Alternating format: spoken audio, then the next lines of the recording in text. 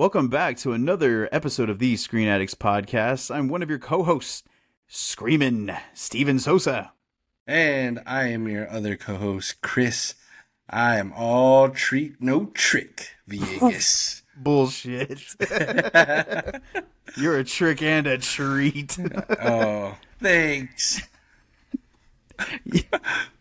The listeners can decide which is which. That's right. But as you know, we are officially in spooky season. I mean, there are some of us that like to stay in the spooky season. My wife, for example, loves year-round Halloween. This is Halloween Town year-round. But we really get to flourish in this lavish festival of goodies because, as I said, it is Halloween season. It is officially October.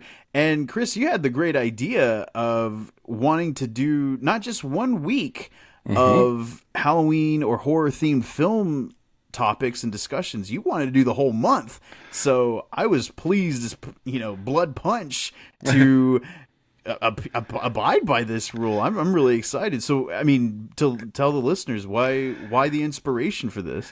Man, I don't know what it is. And, there's people that we know Sonia, obviously, that just love spooky season year round, and it seems to be more and more mainstream here lately that people are all about Halloween and what it brings about and everything like that. So, man, there's so many podcasts that are dedicated to strictly horror movies or horror TV shows or just that genre, and I'm like, man, you know what? It's hard to bottle that up in just one episode. And we're kind of swinging for the fences this month. We've got some really, really cool things lined up, hopefully, with some guests on with some other podcast coming onto the show. I don't know. We'll tease it maybe at the end of this show. There's one for sure that we have coming on. I think people will be really excited about this show that we have coming on. They really awesome show. I've been listening and catching up and learning. So learning the dark ways. It is the dark ways for sure, man. I'm not a huge horror fan. I do love scary movies, but as far as the way some of the people get into it, I'm not all that into it, but I love it. So I'm excited to show not just your mainstream horror movies like Friday the 13th or Jason, but we're really going to dive into some of these horror movies that you've probably never heard of. And which is going to be super fun.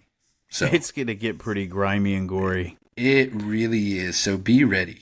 Since you were such a good sport in doing all this, I said, you know what? Let's have the first week of October be dedicated to something within the television front, since you being TV Viegas, this is your specialty. So in this episode, we will be ranking our top 3 favorite Halloween-themed television episodes from Name Your Show. So I thought that would be pretty good. Dude, there are a ton. This could be a lot. This could be a 2-parter. So I'm going to tell everybody right now, we have some honorable mentions and we have our top 3 picks, of course, but we will definitely be leaving out a lot of stuff. Like this, This is huge ground to cover. But until then, Chris, anything you'd like to share before you're recently watched? Any news? Biggest thing, my life is crazy. As you know, I talk about how busy I am all the time. Sometimes I have to miss the show. But man, so proud, so excited. This weekend, my son competed in his very first high school barbecue competition. Oh, nice. And he walked away with the first place ribbon, cooking chicken. And man, I think I screamed louder than he did. That's amazing. I was just so excited, man. I'm stoked for him. And, when you win that first place, it bites you. That competitive bug bites you and you're just hooked. Right. And so I'm pretty sure he's hooked. Well, it seems like Maddox already thrives on that kind of competition level. I mean, he's excelled in wrestling. He's doing well in football. So I think this is just another cog to the wheel of competition for him, man. That's awesome, though. It's fun. And I'll tell you this, man. It is the hardest thing I've ever had to do in my life because they put a little barrier up. that I can't cross the line because to help of people, them. because of people like you. Right. And man, you know how the Los Angeles Rams coach Sean McVay has to hire a person to pull him back from the sidelines. I'm going to have to hire me a couple of people to keep pulling me back because they can get disqualified if they see me crossing this line. So I'm going to need somebody to pull me back. You know those little baby backpacks that have like the baby leashes? Do they make those for adults? If so, we could fashion one for you or something. Hey, I'm sure there's some S&M type stuff out there that we could. Oh, well, I was going to say sausage links, but that'll work too. It's more on brand with this month's topic, so that's good. Right. I was going to say, is it like meat cooking like Texas Chainsaw Massacre, or is it just straight beef? We're good. It's straight beef. Yeah, we're good. Okay, that's good. Well, that's awesome, man. So anything you've recently watched that you'd like to share? Oh, man, nothing too huge. I actually, I'm caught up with the challenge. Yeah. To the latest episode, and that's getting really good. It is. I think all my people that I was really rooting for to win this whole thing, because they were more the underdogs, are gone now. Yeah. Which is sad, but I still have some old vets in there that are a couple favorites. So I like that. Hopefully they pull it off. And then I watched the newer Turtles movie. Oh, Mutant Mayhem. Because it's streaming on Paramount now. Okay. I have to say, man, I loved the animation. Yeah. Animation was stellar. It was very top notch. I do not like how they kind of changed the story of how they became turtles. I mean, they still had the ooze and stuff like that. And spoilers if you haven't seen Mutants of Mayhem yet. So just be warned. Like they seemed more, and I know you talked about this, how it's more new age with the lingo and everything like that. I don't know, man. Rocksteady and Bebop become good and everybody turns against the bad guy. We know how much you love when the bad guys become good guys. I know, man. I'm just like, why? Yeah. Rocksteady and Bebop have never been good. They're always they're bad, but they're stupid, which makes them likable, you know? Sure. But they're bad, and just keep them bad. They don't have to turn good, and just and like Master Splinter, he's supposed to be Master Splinter, not just Splinter, and he just acts like an old grandpa now. Yeah. And I don't know. You didn't like Jackie Chan voicing Master Splinter? I love Jackie Chan voicing it. It was great. But his character and the route they took with him, it's just not my Turtles. Sure. I get it. You got to change with the times, and if this is what resonates with all the younger kids, and this is what has to be done, fine. It's just not my Turtles. Yeah. I don't know. I did, and I'll save going into depth with this later on a couple episodes, but I did watch Opera. Okay. My introduction to Giallo. Italian Giallo. Italian Giallo. Oh, we'll get into it in a couple episodes. So be prepared, people. Be prepared. And I will tell you this. If you're wanting to know what Italian Giallo is, Tubi is your friend. Your best friend. Tubi is your best friend. I know we have a couple of listeners that really love horror.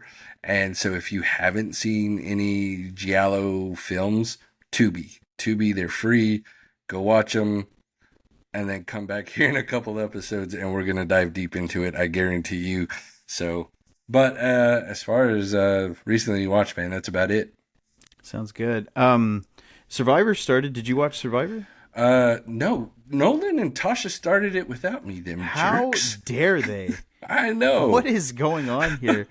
It's funny whenever you've watched a show for so long and then your family members come in and take it over from you. You're like, what the hell is going on? And, because Connor and Sonia, they binged watched every season of Survivor, right? Because Sonia came into it later on, way after it started when we began dating. And then I think it was about 2 or 3 years ago when Connor really, really got into it. So they binge watched all the episodes on Paramount Plus, and they were so into it and stuff. And so it's like now there's a certain level of ownership that's been taken from me. I'm like, hey man, you can act like you like it and all. I mean, Connor is a pro. Like he watches like YouTube videos. He could tell you who was voted off 4th on season 13. Like he is obsessed with this show. Like Survivor is his show.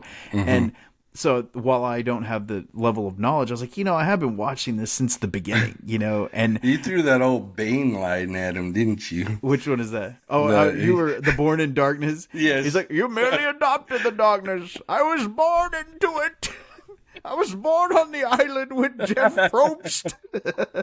He snuffed my torch first.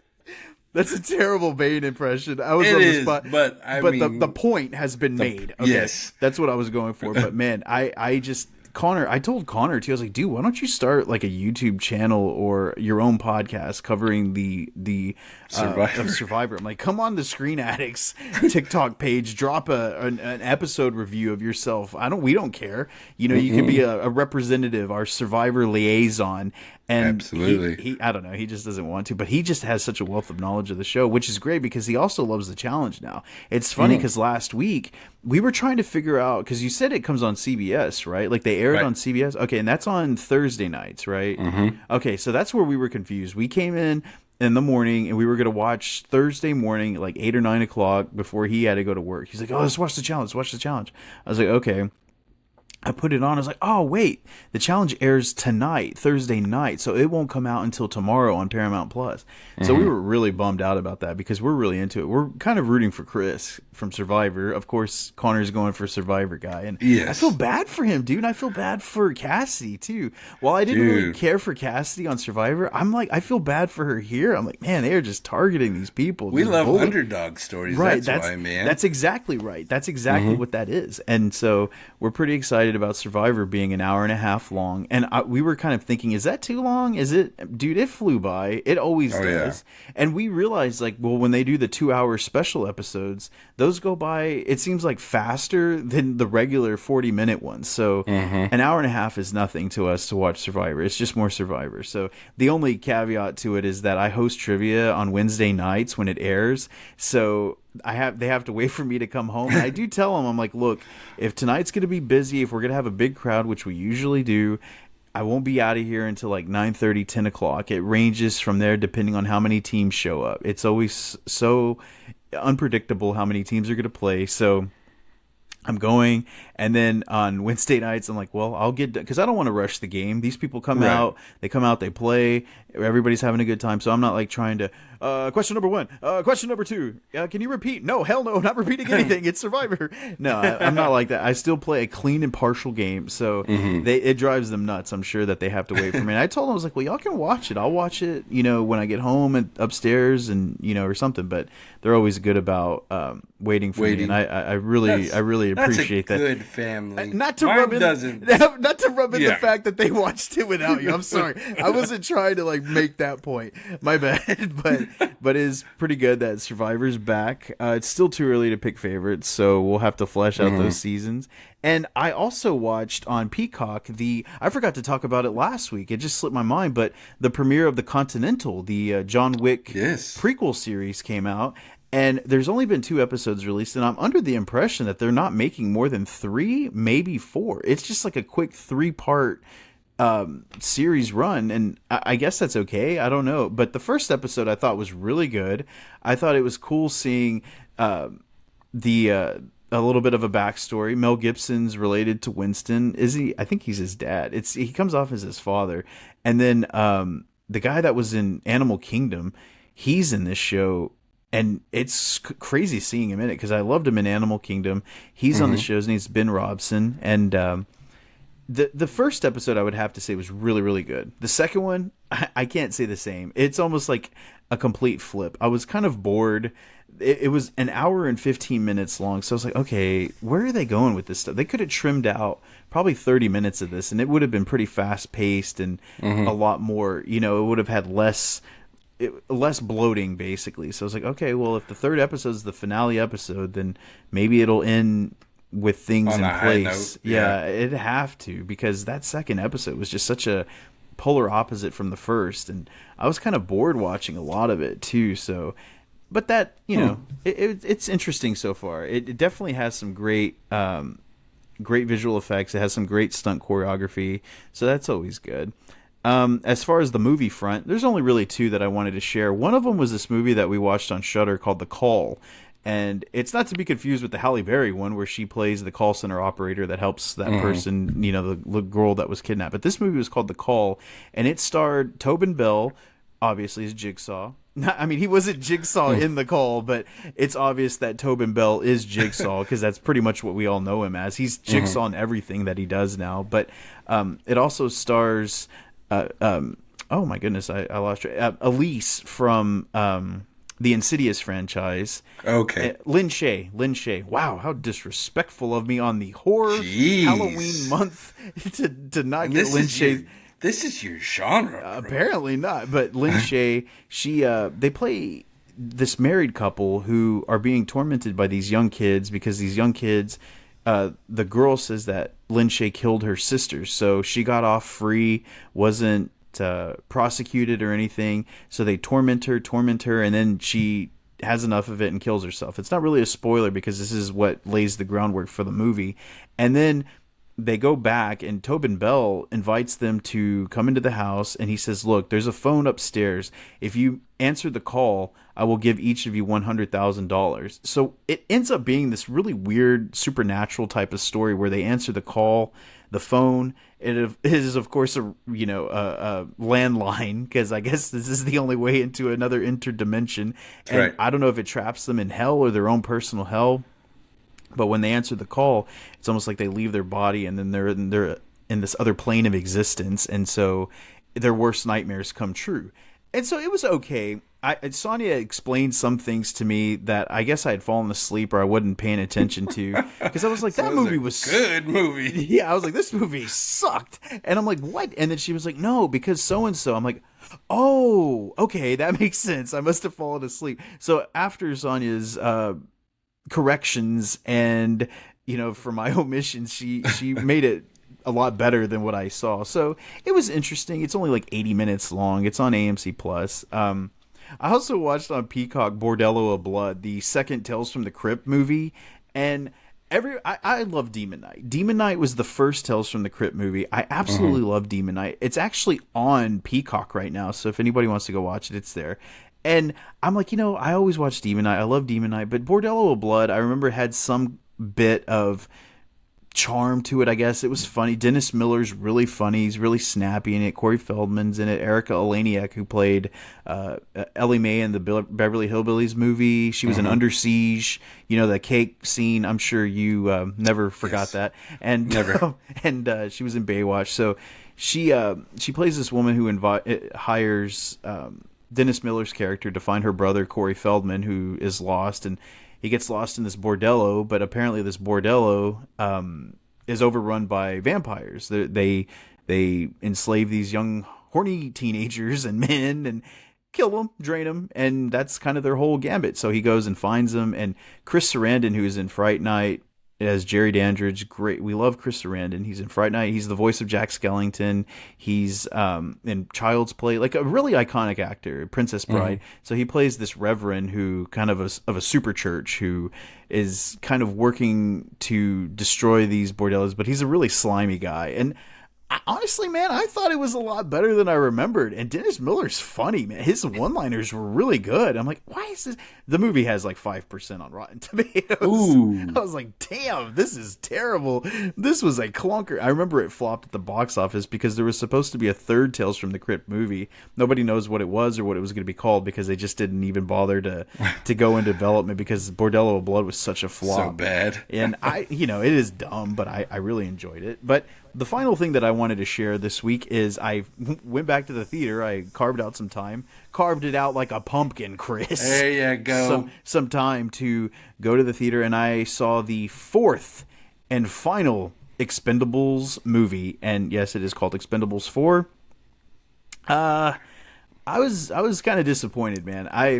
I really don't think that even they understand what the Expendables is supposed to be about, because basically in this one, Sylvester Stallone starts it out with Jason Statham. You know, he's kind of running down this idea that they have for their next mission, and then Stallone, I mean, I guess spoilers, because I don't think he dies. He dies in the beginning.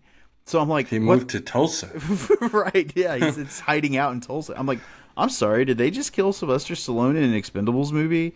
Like, what the hell is going on? This is so stupid. And what they're left with is like Dolph Lundgren, Randy Couture, and 50 Cent shows up in this movie, dude. What the hell? Yes, I'm like, this is your guy? Like, where's Snipes? Where's Cruz? Like, what's going on here? When did he ever do action movies? Like, but not only that, but it gets worse. Like, Megan Fox somehow ends up being the leader of the Expendables. The leader? The leader. I know she was in it. No, but I didn't know she was going to be the leader. The leader of the Expendables. And I'm like, no. What the hell?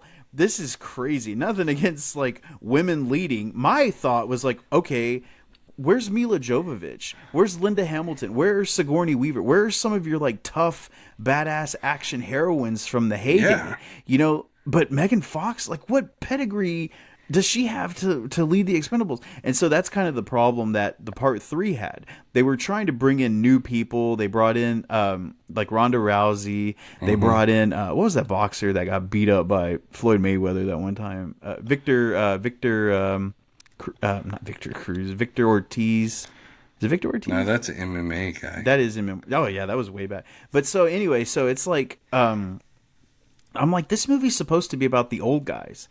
The 80s action heroes, the 90s action heroes. And I know we've gone through a bunch of them already, and some of them were villains, like Van Damme was a villain, Mel Gibson was a villain, so they're dead, they're not coming back. Seagal's insane in real life, so there's no way he's coming back. But I'm like, where's Jackie Chan? Like, what's going on here? Where's Nick Cage? Back Danny Glover. Bring him back. I don't care.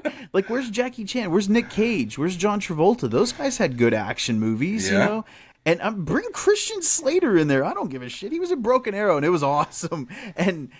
But that was the big thing. I'm like, why is this reliance on these younger actors and actresses? Like, this doesn't make any sense. And so I was like, okay, whatever. And so the movie happened, and Andy Garcia's in it. He's their, like, I guess, main boss or whatever. But it was just really disappointing. So I'm like, man, I get that they made it rated R again, which is good because it was violent and gory like the other first two were. And part 3 was PG-13, which was its inevitable downfall, you know. But other than that, man, I would definitely skip it at the theaters. If you have a Regal Pass or AMC Plus, you know, go see it, I guess. But I would definitely wait because it was very disappointing. Now, hear me out. It can't get any worse, right? No. I mean, it probably could. Yes.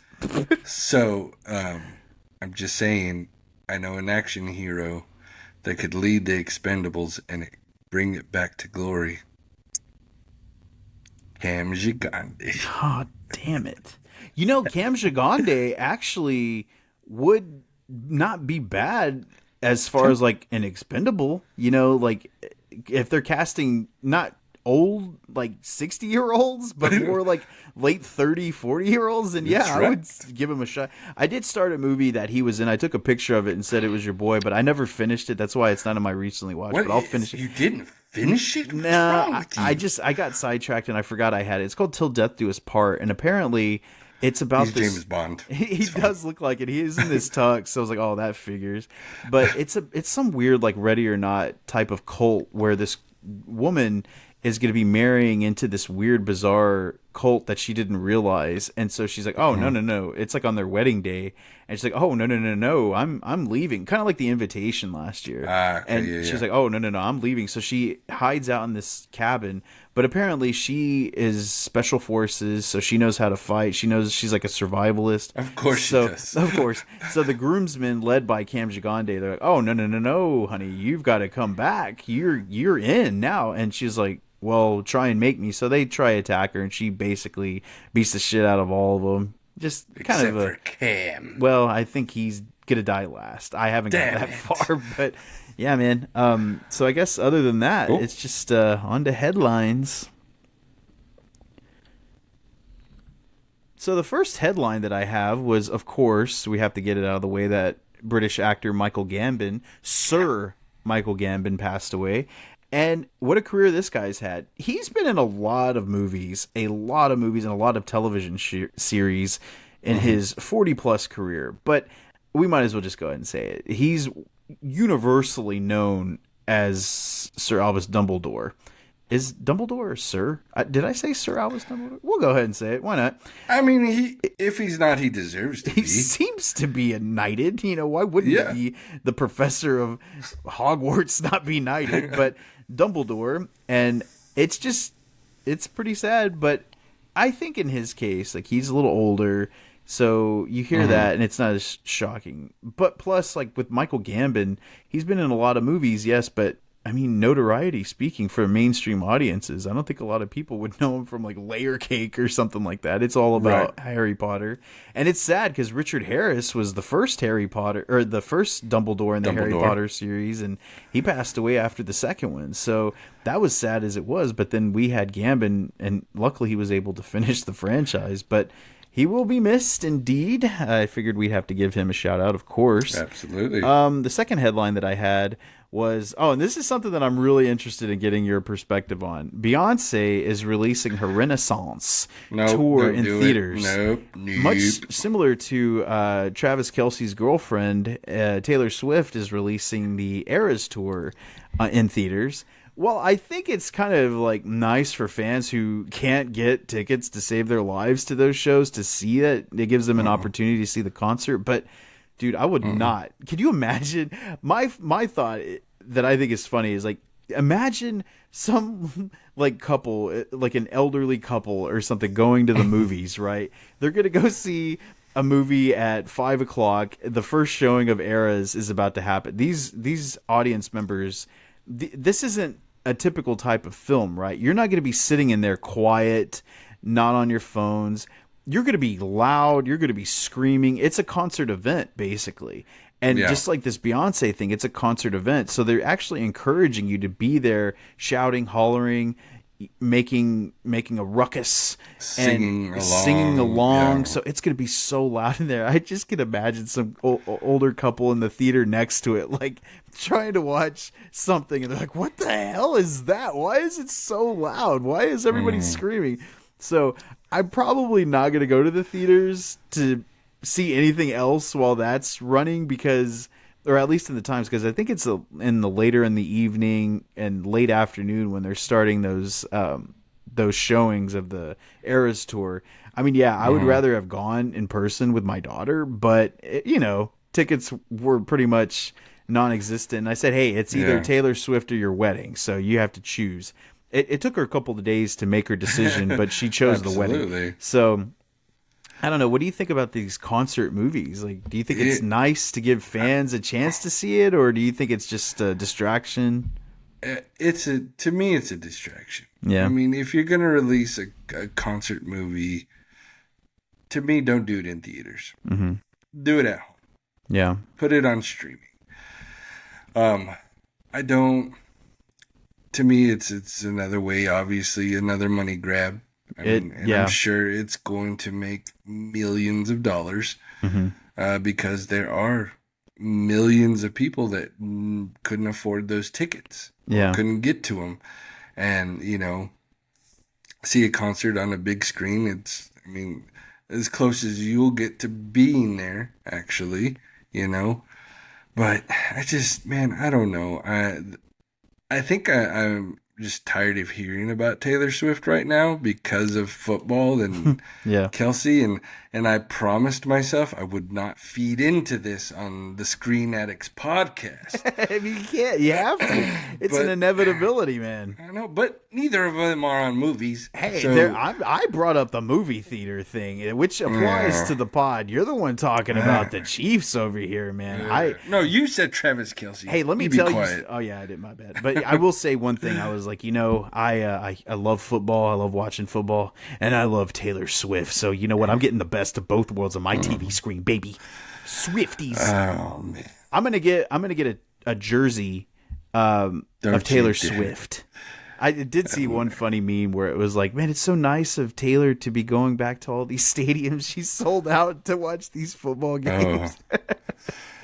But yeah, it is fun. And you know what's from a TV perspective, ratings for those Chiefs games have doubled easily just because she's there. I don't understand why though. Like, well, it's because just to catch a glimpse of her on TV. Because they want to see who she's talking to. They want to see, because like any fan base, you immerse yourself in the life of the artist, the filmmaker, the musician, whoever it may be. So if you get an extra behind the scenes view of what they're doing, I mean, that's more enticing to any of these fans than anything else. And because a lot of her fans are watching the game because they want to see her get cut to on the scene and stuff like that. So from a marketing perspective, there was one thing where people were like, oh, of course Kansas City's got to win because Taylor Swift's there. And dude, that one hold that they had, that was a hold. No, dude, the guy like full on bear hugged him. I'm like, what is going on? Like that was the worst call. Of course he was holding him, but they didn't call it because Kansas City had the ball.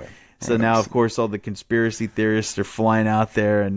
But hey, man, I mean, there's some validity to it. I mean, sure. If you don't keep Taylor Swift happy, you lose all those ratings. Well, Travis Kelce's jersey sales up like 500%. Yeah, it was massive sales. Good Lord. I bet a lot of the other players I just wish she was dating a Dallas Cowboy personally, but that's just me. No, because then you have the whole Jessica Simpson, Tony Romo debacle again. That is true, because man, they were like all over Romo about that. They weren't as celebratory of this union like they were, or of that union like they were of this union. Like, man, they were all over Romo about that, man. It was just like, why is she here? Why are you you're going to be clouded in judgment. You're not going to be focused on the game, blah, blah, blah, blah, blah. And I'm like, hell, he kind of was playing better when he was with her when you think about it. But I don't know. And it's just kind of crazy how all that happens. But basically, to tie it back to the movie theater, I just think that it's kind of weird that we're going to be getting a lot more of these things. And I guess when you think about it, like Fathom Events have done concert videos. Like I know there's one with A24 is even releasing Talking Heads concert video that they did from the 80s. They remastered one of the Talking Heads concerts and they're releasing it in theaters. But it's more of a documentary type. It's not like this. This is something different. This is something unprecedented. And dude, you're gonna love this, Chris. The Taylor Swift pre-sales have already lapsed $100 million. Isn't that insane? Well, also, dude, Taylor Swift is going to outsell in theaters like Flash or Blue Beetle. All of them, man. She's going to tear them up. And it's funny because also, though, the thing is that there's a surcharge. Like it's $20 a ticket. So it's not like your typical ticket price, because it is like a Fathom event. Some Fathom event movies where they have like behind the scenes specials and stuff, those are typically priced higher. They're like $15, $16. So I think with the Taylor Swift stuff, it's $20 a ticket. I don't know, as a Regal pass holder, I think I get like a discounted off. I may only have to pay $10 if I go, because that's what happens when you watch anything in like IMAX or 40X or ScreenX. Like if it's not a standard 2D screen, I have to pay a surcharge for any of the premium formats. So I think in this case, it's the same thing, because The Exorcist was coming out. They were showing The Exorcist for the 50th anniversary actually this last weekend. And me and Sonia had talked about going, and I said, yeah, I think I get it. No, dude, it was like $16 to go see it a person. I'm like, I didn't even get anything off because of my Regal pass. So I was like, oh, hell no, I'm not paying almost $40 to go see a movie we could just plug into the Blu-ray I was about player. to say, for a Blu-ray that you have right at the house. Yeah, it's on Blu-ray. Yeah. We have it on Blu-ray. It's streaming on Max right now. So if anything, we could do either one without an issue. But yeah, so that's that. More concert movies will be coming, because I'm sure even the Beyonce one will sell quite a bit. Speaking of things that aren't doing well, I mean, those are doing very well in the box office. This one is not. And it was Paw Patrol came out, and there were a lot of movies that were released last week, and Paw Patrol came out on top with $22 million, right? Saw 10, Saw X, whatever you want to call it, was number 2 with 18, which isn't too bad. Those movies never really were huge box office blockbusters or anything. They would generate some audiences, but the one that I was really upset about was The Creator. The Creator was an $80 million film, and it looked like a $200 million film, so the budget for it was a lot lower. Dude, it only made like $12 million in the box office. Which is sad because I thrive on seeing new science fiction stories, like new IP. I like them venturing into new stories without having to rely back on something that's just being rehashed. Like, how many Star Wars prequels are we going to make now? You know, it's always like has to trend on something pre-existing media, which is okay sometimes, but I like to see new stuff. That's why I like Tom Cruise's Oblivion and Edge of Tomorrow in 2013, 2014. I love those movies. They were so good. And yeah, they were based off of like novels and stuff, but for the film perspective, like nobody had seen them. And so that was kind of a bummer seeing that. So other than that, I had Trailer Gallery. Saw a couple of trailers that I think look great. That Killers of the Flower Moon, holy cow, man. The new Scorsese DiCaprio movie looks incredible. I cannot wait to see that movie. It is going to be streaming on Apple Plus, so I don't know if I'm going to wait till Apple or go see it at the theater. I'll probably go see it at the theater just because I have my pass, but I cannot wait to see that one. And then, of course, the Leave the World Behind movie with Ethan Hawke, Mahershala Ali, and Julia Roberts. It's a little apocalypse film. It looks really good. And you had mentioned something on Paramount, right, to tie into Halloween. Yes, man, the new Pet Sematary Bloodlines trailer. Okay. And I think you told me it comes out either this week or next week. Yeah. Friday, actually. Friday. It looks really good. Yeah. Ready for that one. It kind of tied into that Pet Sematary movie, the remake that came out a couple of years ago with Jason Clarke as the father in that. I thought that one was okay. It wasn't too bad. It wasn't bad. I mean, it's still not the classic Pet Sematary. Oh, no, absolutely Dude, not. Zelda in that movie, the mother that's like in the bed, or was it her aunt? I can't remember. She's like bedridden and just, oh my God. Zelda is like one of the scariest images that I've ever seen on a movie. It's so terrifying. But those are movies, Chris. So your specialty is TV. So let's just get right to it, man. Let's start our Halloween festivities a couple of weeks early by talking about some of our favorite Halloween episodes of television that we have. So, I mean, where do we even begin? I'm going to let you take this part over from here. So. Absolutely. So I'll start, and I'm going to start. And I'll tell you, mine works from 80s on up. And so I'm going to go with Roseanne Halloween episodes. She has more than one. Yeah. So some of the earlier ones, man, where they love Halloween, and Roseanne and Dan love to prank each other on Halloween. And, I must say, I have given a couple of John Goodman scares to Tasha because I've gotten these scares from Roseanne, where he kind of puts his hand down the garbage disposal, acts like it got cut off. I did that to Tasha, scared the shit out of her. Classic, and then there's episodes of where they turn their house into like a haunted house and stuff like that. So I mean, all those, if you remember, they're really, really fun, really, really cool. You gotta love John Goodman. You love Roseanne back then, not now. She's too far out there now. But back then, Roseanne, her humor, her just vulgarness. I mean, it reminds me of my mom, right? Because apparently she cussed us out, as you put on Facebook. I'm just reporting the facts, sir. And then, so out of all the episodes, there's one episode at the very end of a Halloween episode where Dan is trying to prank Roseanne. And Roseanne walks in on him and her then boss, which is gay, in bed together. Oh no.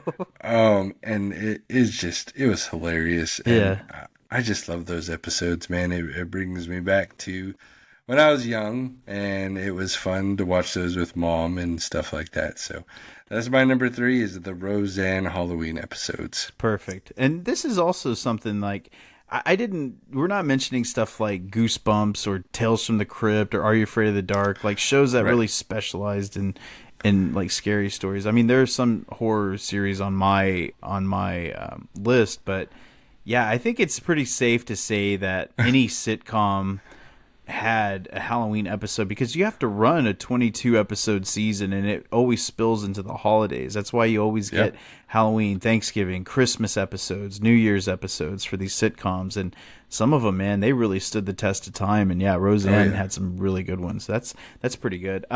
My number 3 is actually from a sitcom as well. I couldn't, it was really difficult narrowing this down. My honorable mention is quite massive, but I just really enjoyed the How I Met Your Mother Slutty Pumpkin episode. It was in season 1 where Ted hooks up with a girl and she's wearing a pumpkin costume. They're like, well, why is it a slutty pumpkin? Well, because of where the carvings of the pumpkin reveal certain aspects of the woman.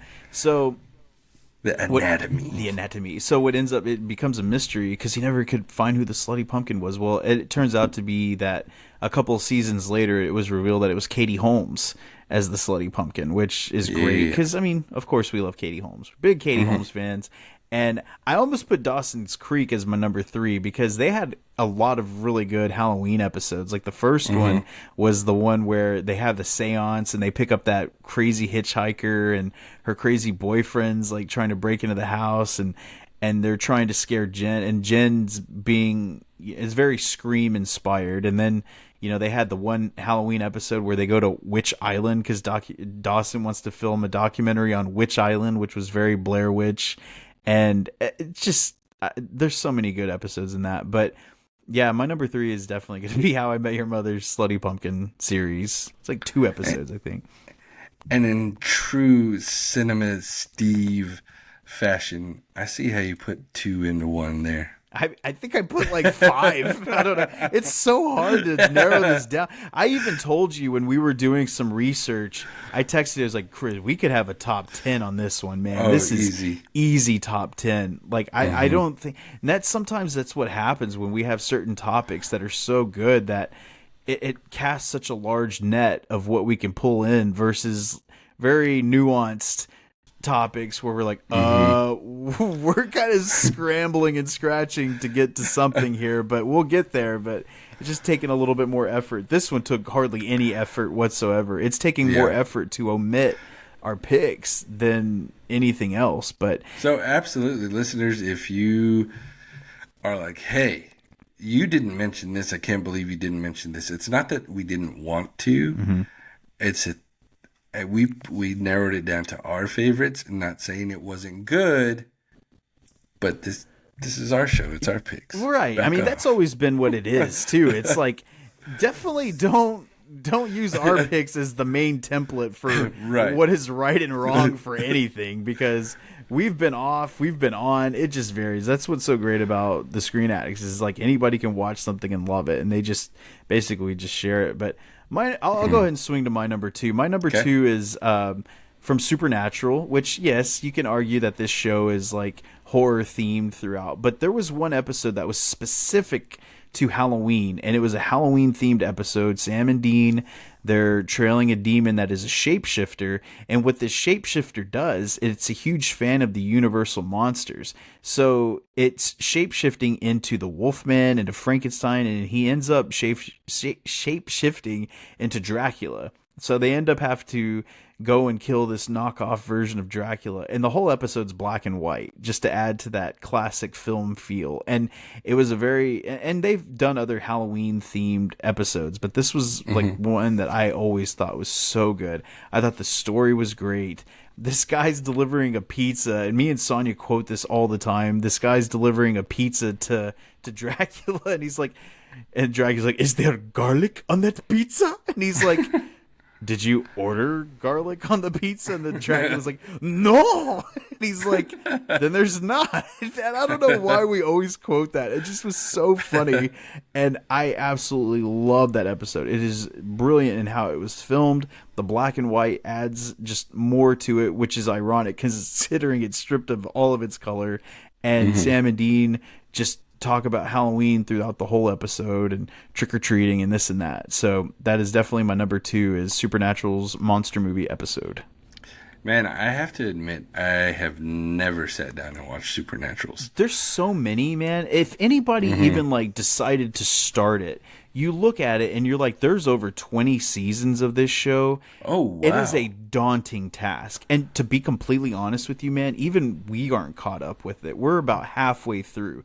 We'll go in, we'll watch a season, get really into it again, and then we're like, all right, we're good. It's kind of like me watching the X-Files, you know, which has some really great Halloween themed episodes itself. But I think that like with the X-Files, I'm actually down to my last 3 episodes, Chris. I'm happy to report. Oh man! So I'm gonna have like a huge X-Files episode, man. I'm from my recently watched, and it's just. What better time than Halloween month, I think that's a good point to say that. I think it's a perfect time to just go ahead and wrap it up this month. Yeah. And that way I could talk about it. But yeah, with Supernatural, dude, there's like 22 seasons, something like that. And it's a CW show. So it's like full 20 plus episodes a season. There's a lot, man. So if you decided to do it, I will say that it is a great show.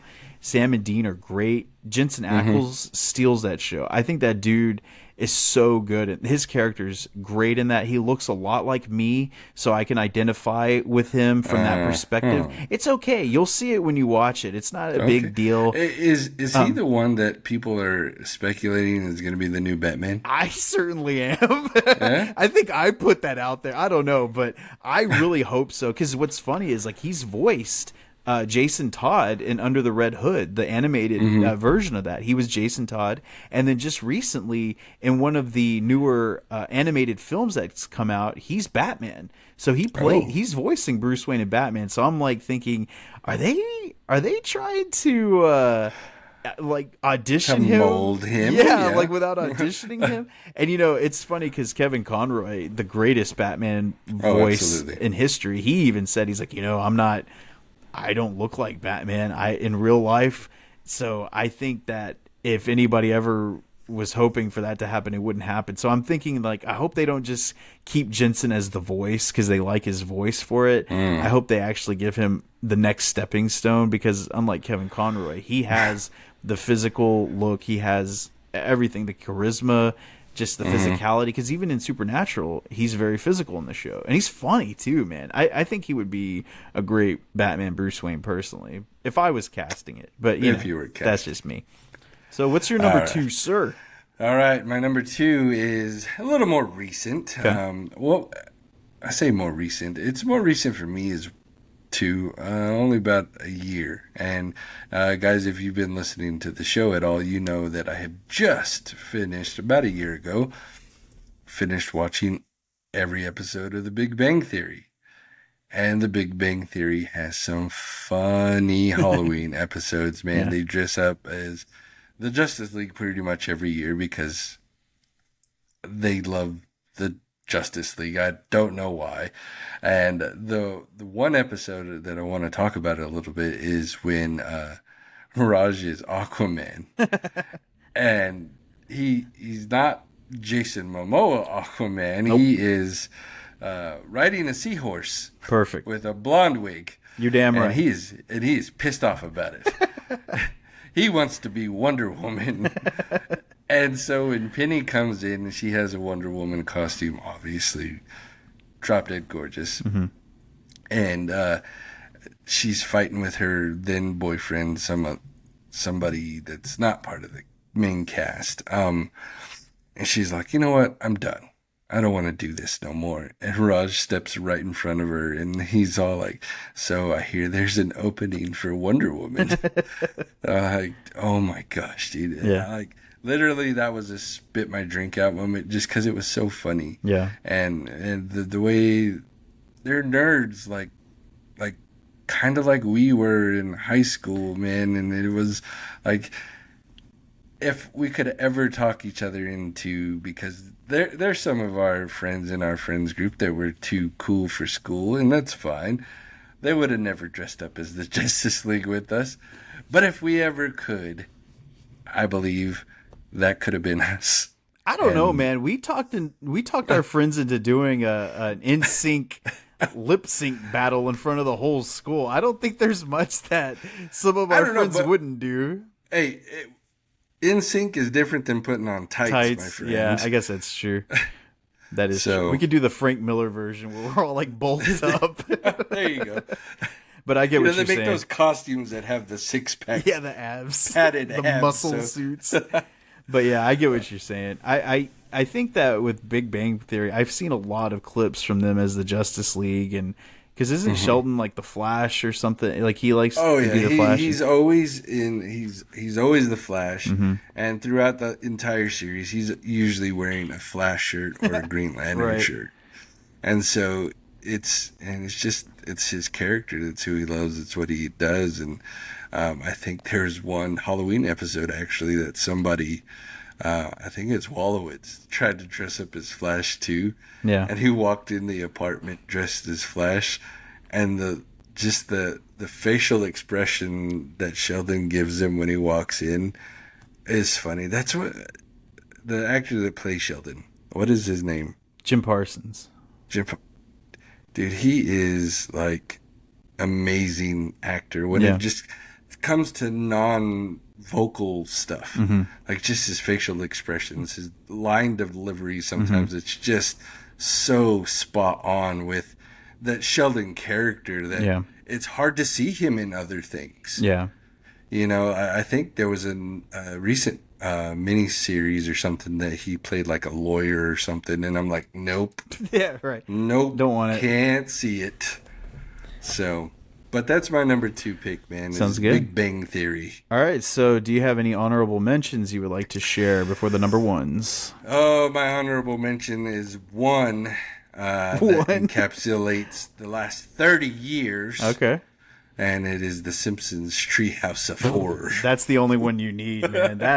That's perfect. Because I was gonna say, we had talked about that too. I said, okay, if we're doing The Simpsons, how are we going to narrow down one of those? Like, because I could say that one story from Treehouse of Horror is great, but it's not in that whole episode is great. Like, one story was better than others.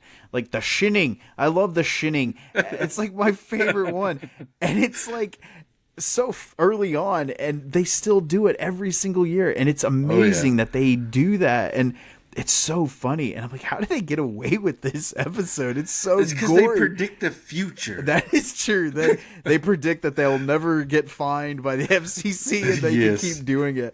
But I think that Treehouse of Horror is just absolutely brilliant. It's so funny. It still holds up every single year. It's the one thing that we still look forward to. Connor binged the entire Simpsons series too when Disney Plus came out. He watched all of them, man, and he was like, he's like, I can't do that again. There's so many. He's like, but I'll still go and rewatch every Treehouse of Horror, you know. And I'm like, yeah, it's a testament to the series, dude. That's awesome. That's a great. that completely slipped my mind for some stupid reason. Like, that is Halloween. I mean, that's Halloween TV, man, and it's so good. And I think why it holds up. I mean, yes, every year they come out with it, and they focus on new topics, you know, but then you can go back and watch the old ones, and like our kids can still funny and be like, and you can sit there and tell them, that shit was going on when I was your age, you know, because The Simpsons has been around for fucking 50 years. Yeah, it's been a long time, and they've never aged once. No, I mean, they have aged, they've seen, but you know what I mean. Absolutely. So you got anything else? Treehouse of Horror, and then there is also, man, it was just on my. I'll think of it. You go ahead. Fair enough. Okay, so the first thing I like to talk about is on Curb Your Enthusiasm. There's an episode where Larry, he's being a sport. He's handing out candy to trick or treaters, but he has an instance where I agree with it 100%. Sometimes he's a little bit exaggerated, but in this instance, I was 100% agreement where these teenagers just rolled up to his house without costumes on. So this is something I wanted to ask you. So, and he didn't give him candy. He's like, no, I'm not giving you candy. You're not even dressed in a costume. This is ridiculous. Like, you just walk around people's houses asking for candy for nothing. No, that's ridiculous. And so they get pissed at him and like egg his house. But my thought is this: like, I agree. I think that if you're just rolling up to the house with like a pillowcase, no costume, come on, man. And then again, I probably just would drop in a piece of candy because you don't ever want to have any kind of incident happen on your doorstep over fucking candy. Like, that's ridiculous. But what would you say? I mean, obviously, you don't want to give candy to these punks.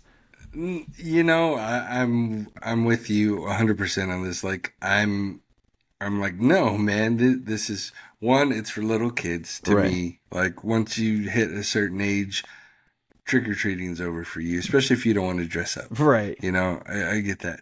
But then I'm also with you on, am I willing to risk messing with these damn teenagers that could mess up my house for a 25-cent piece of gum? Right. You know, I don't know. Like, maybe I have two bowls, one for the kids that do it right, and then like shitty candy that's outdated that I got at some parade and give to the older kids that is all stale. I don't know. That's not a bad idea to have like a backup. Like, that's not a bad idea to have like a backup bowl of candy, you know? Yeah. Oh, hang on. I gotta plug this in. You're good. I just realized I didn't have it plugged in. Shit. Hit that marker. Done. Damn. Can't believe I did it. Okay. It's about 30 seconds before that marker. Sounds good. All right. So, actually, that's not a bad idea, is having a backup, I guess, container of nasty candy for these kids. Because like you said, man, you don't want to have any kind of problem or anything like that, especially on a holiday. No vandalism. Vandalism-free Halloween's always a good thing to go. And I thought you were going to say, like, you're the one of those kids that walks around without a costume asking for candy. You should do that this year. But I don't get a bunch. Do you get a bunch of trick-or-treaters at your house? You know, there's been a internal issue with our HOA, and boy, Sonia's running the charge against it. And I don't blame her, because there's this another thing that I want to ask you. So they, at our HOA, they put up a poll on our Facebook group, and they said, do you want to have trick-or-treaters come out on Saturday night, the Saturday before Halloween, or on actually Halloween? And I said Halloween, because like then you're just like getting candy on a Saturday. But what we figured out is like some of these people are wanting to get 2 nights of trick-or-treating out of the way because they're just being greedy. So they want us to have it here so that they can go over to like the rich neighborhood and get like the full-size candy bars for Halloween. And that really pisses us off because, man, Sonia decorates the whole house out front. And it's just one of those things where, like, come on, you're just trying to, don't act like you want us to have it on a Saturday because it's on a school night. We know damn well that on that school night, you're going to be heading the charge over to the other neighborhoods to get other candy. Like, you're wanting 2 nights of Halloween. You can still go out and be home by like 8. Right. So you know? I think that's kind of messed up. And I said, well, look, we're not participating on Saturday. I don't know if that makes us a grumpus or whatever. I don't give a shit. I'm like, no, it's not Halloween. I'm not going to give you candy on a Saturday. Then I could give you candy next Saturday too. No, I just don't agree with that. I think Halloween is Halloween. It's never stopped in the history of Halloween, especially ever since we were little. I've never not trick-or-treated on Halloween night. Like, it makes no sense. But then again, like we figured it out. It's like, oh, they're trying to get 2 nights. They want to have it here in the neighborhood and then be able to go somewhere else. So I don't know. That's kind of, not to derail the main topic, but this is still Halloween themed. I think it's okay. Yeah. And this is something that we got to put that in a poll. We ought to say, should you trick or treat on Halloween night or would you trick or treat the weekend before just because it's the weekend? I'm going to put that poll up. I'm going to see. Just be given that Halloween night lands on a school night. Yeah. Do you do it the weekend before? Right. I got it. That's perfect. I get you. Anyway, so somebody who definitely would not want trick or treating on any other day than Halloween is Claire Dunphy from Modern Family. And oh my gosh. My God. It's so funny that her character really isn't outlandish. She isn't Phil, basically. But when it comes to Halloween, there's something that triggers into that woman, and she is just Mrs. Queen of Halloween, man. Her house is decorated to the gills. They have great Halloween parties. Her costumes are always on point. So the Modern Family episodes were always really good. And it's always funny seeing Claire, of all people, being the one that is at the forefront. Into our Halloween, yeah. So that's good. There was the Family Matters episode that I always liked growing up where Steve Urkel creates Stevel, the little puppet, the little doll that comes to life. That was funny. Stupid, but funny. Brooklyn Nine-Nine. Brooklyn Nine-Nine, every single year on Halloween, they even call the episodes Halloween, Halloween 2, Halloween 3, Halloween 4. Basically, every Halloween ends up being this giant prank war. And everybody is like trying to figure out where or who's doing what. It's kind of like a whodunit every single year, and it just gets crazier and crazier every year. So the Brooklyn Nine-Nine Halloween episodes are great. The Office always had great Halloween episodes. There was that one with Martin where he plays with the Ouija board, and the old man Ackerman who used to live in the apartment, the old man that they think he's haunting the apartment now because they channeled him through the Ouija board, but they were all just pranking Martin because he says he doesn't get scared. I've always loved that episode. Had it recorded on tape. One of the early seasons of Glee, the Rocky Horror Glee episode, was great for Halloween, where they recreated the Rocky Horror. Of course you would love that one. I did. I was like, I don't think I would like that, but I did. Stranger Things, the entire season 2 was set during Halloween. The kids are dressed up like Ghostbusters. It was great. They were pumpkins. They were fighting evil pumpkins that season. Like, it's such a good one. WandaVision had the Halloween Spooktacular episode where she was dressed up as the Scarlet Witch from the comics. Vision was dressed up in the old lime green and yellow from the comics. Like, that was such a great episode. X-Files had a couple of good ones. Oh, I remember mine now. Well, we'll close it on that because that's it.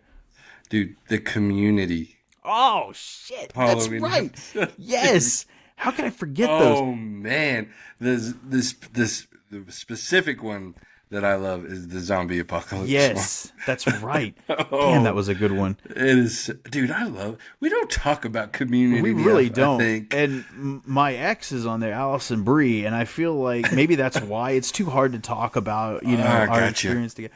But it was just such a funny ass show, man. And I still think that the movie's coming. There's been rumblings. 6 seasons in a movie, and bro. They're on to the movie. And I think actually they released a statement that it's going to be a Peacock original. So I think it's still in the works. But yeah, that's a great episode too. I think, like I said, any of those shows, you had like The Office, Parks and Rec had a couple of good, Halloween ones. Frasier has Cheers has one that a lot of people fondly remember.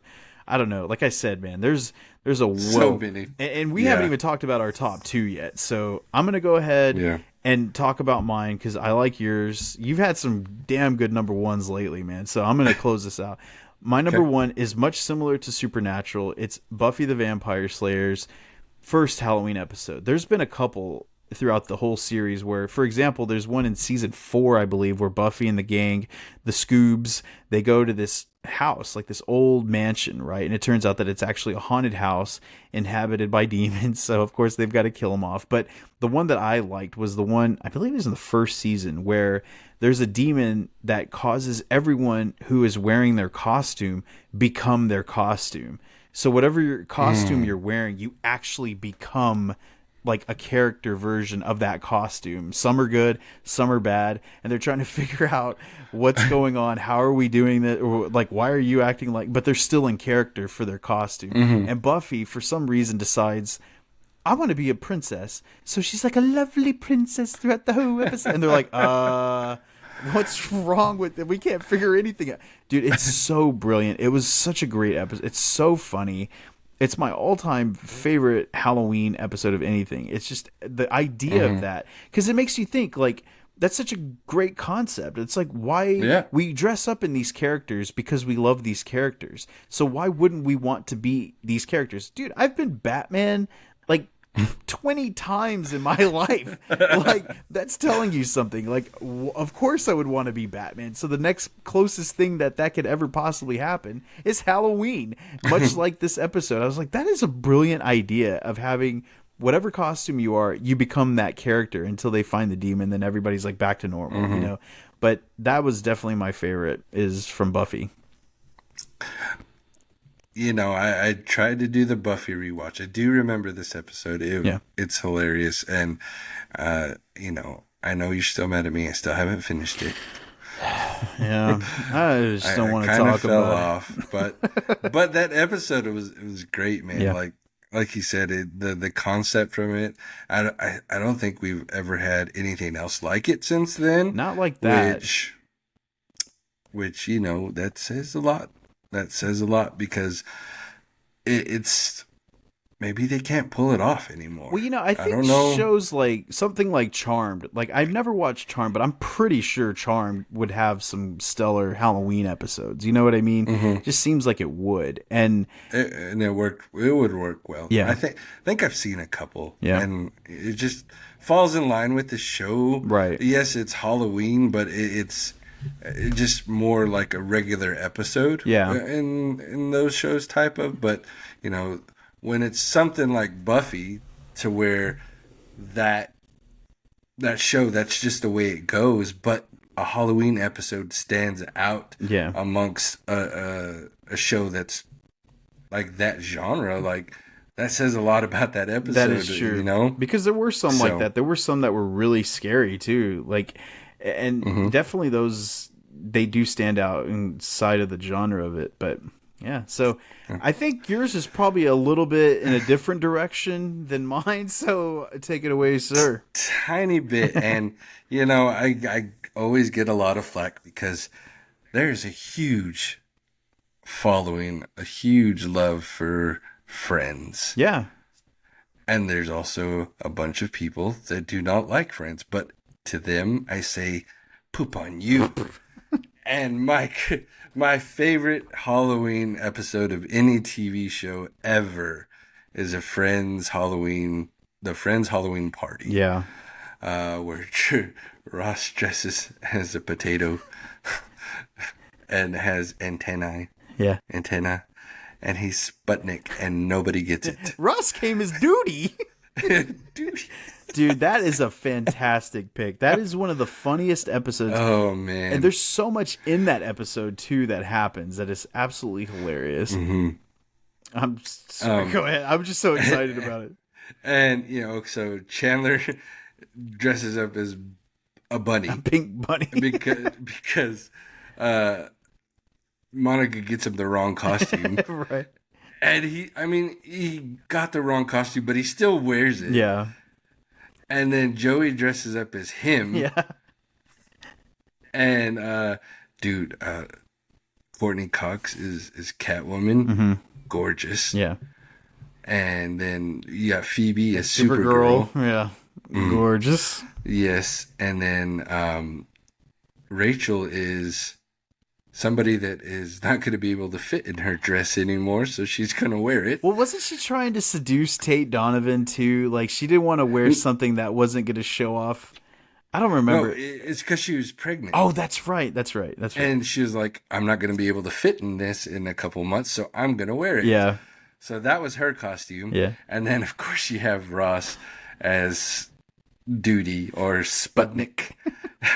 I like when Mona is like, okay, you've got an antenna, you're a potato, you're Sputnik. And then Chandler's like, marry her. It's just so funny. Eating the carrot. Yeah. He's like eating the carrot. Saying it. Oh, my God. Oh, dude. And when they fight, when they get into that fight, and he's like whipping him with the carrot on the carrot. top. But, dude, I'm going to say this. I don't know if you remember, but my favorite part in that episode, the funniest part, is when they are pitting Chandler and Ross against each other in a feat of strength. Arm wrestling. And so they're like, who's stronger? And then they like Joey doesn't even like who would win in a fight. And he's like, come on, like I would beat both of them up. But then they're like, well, who would win in a fight, Ross or Chandler? And that kind of starts it. And so when they're arm wrestling, right, and Chandler's got this like grimacing, just ugly face, like fight face on it. Monica's. Oh my God! Chandler's making his sex face. It's just his face.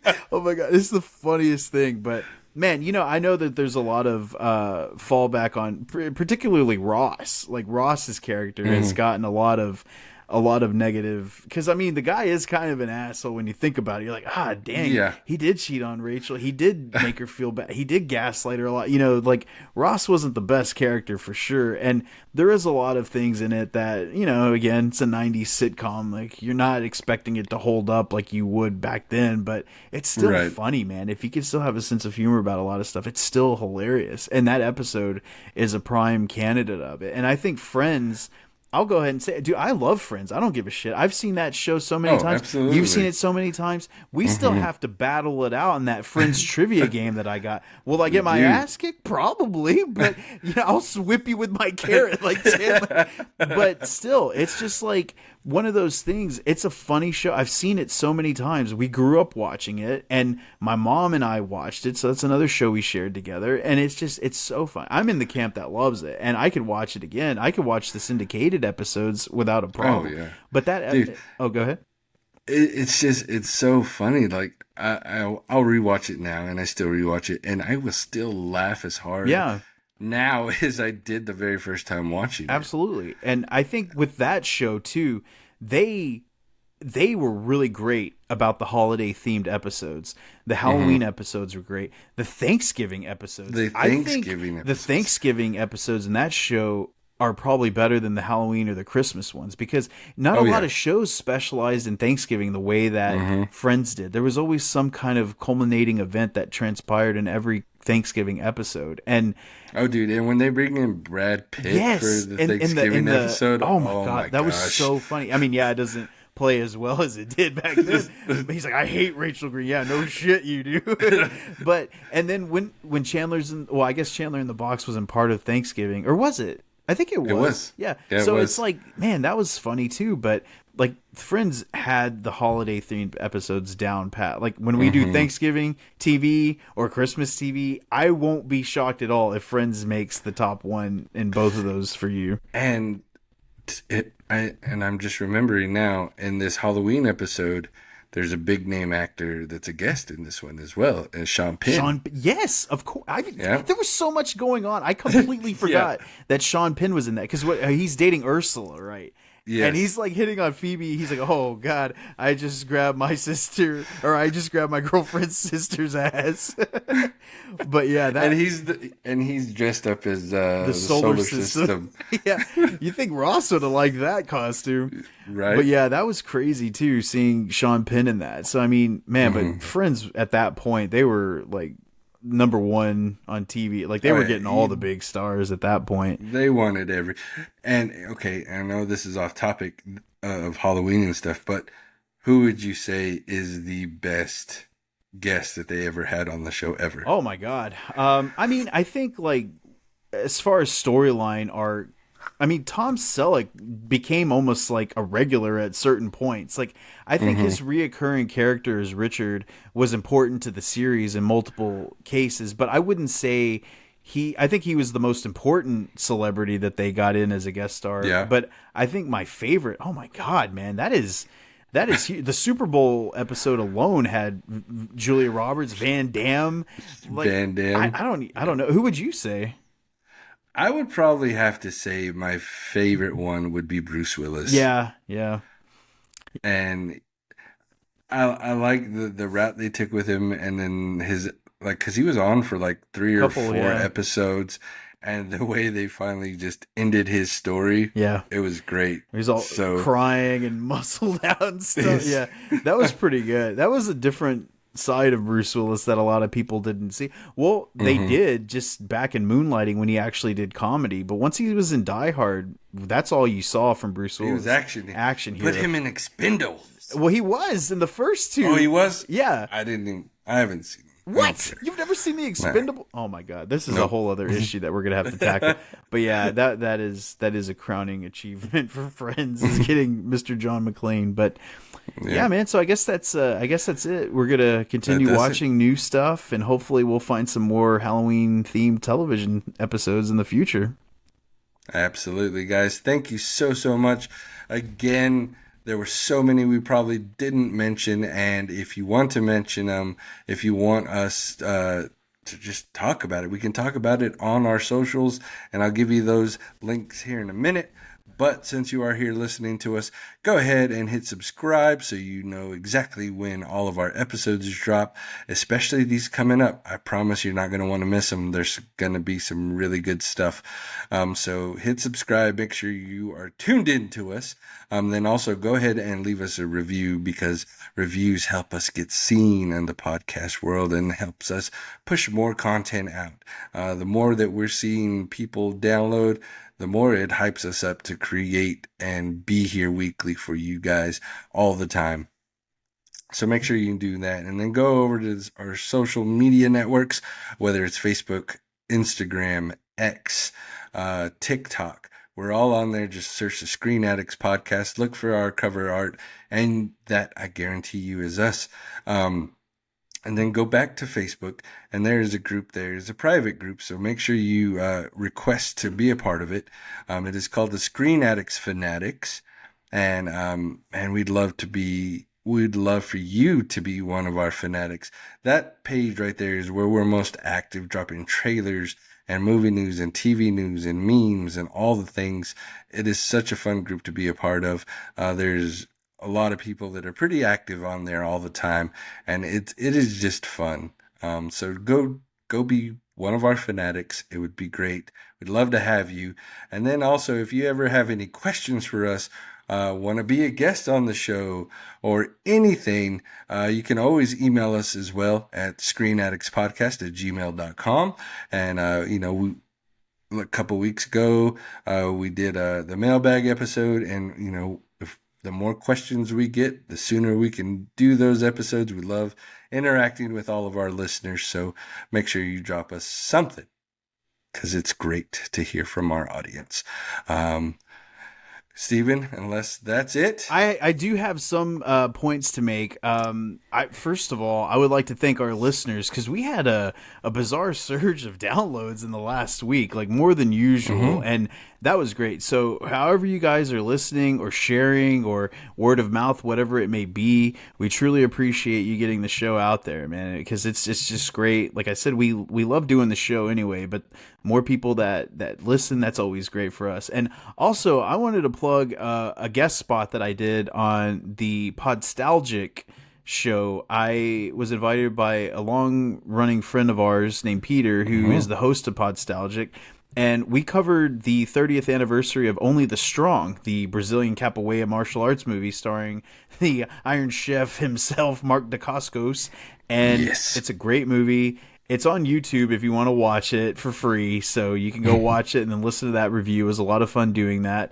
And he is also the host of Cobra Kai Companion, which is an awesome show, man. He's interviewed everybody from Cobra Kai, so if you're a fan of that, listen to that too. But yeah, check me out on the Podstalgic podcast, and I think that's about it for right now that I had.